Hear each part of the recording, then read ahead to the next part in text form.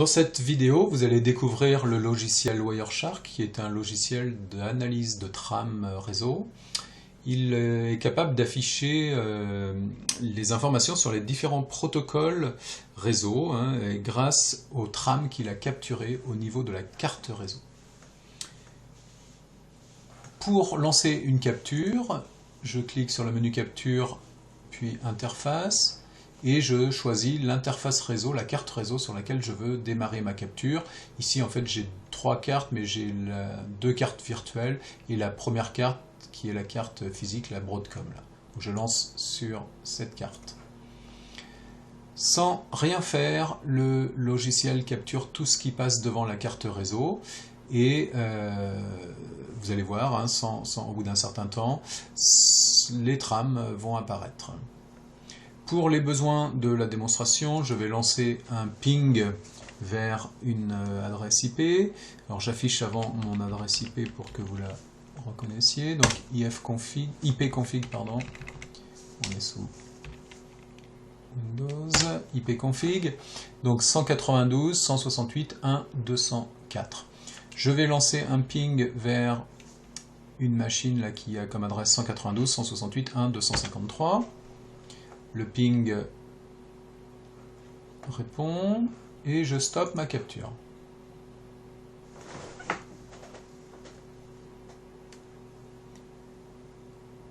On voit dans le premier panneau de Wireshark toutes les trames qui ont été capturées. Vous voyez, il y en a très vite beaucoup.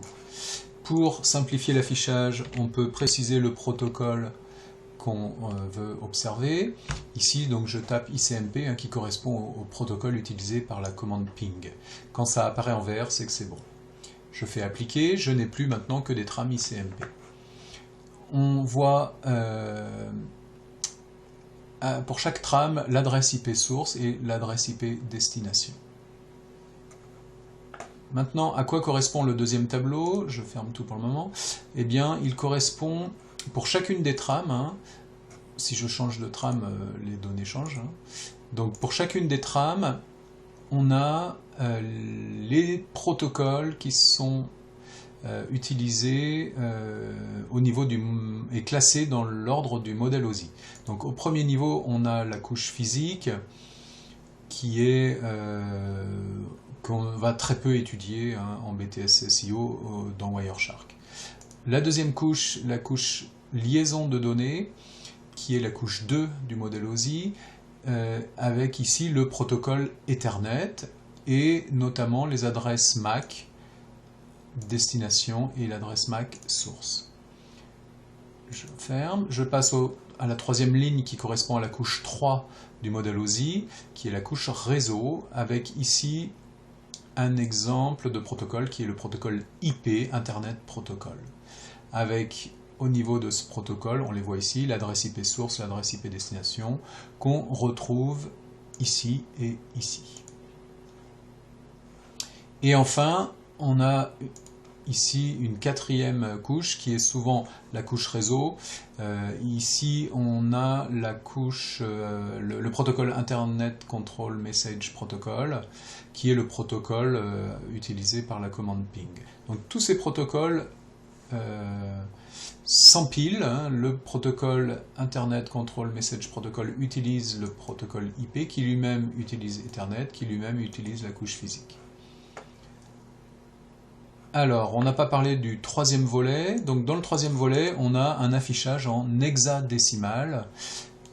Pour illustrer ça, on va regarder les adresses MAC, donc dans la trame Ethernet. Le premier champ de la trame Ethernet est l'adresse MAC du destinataire.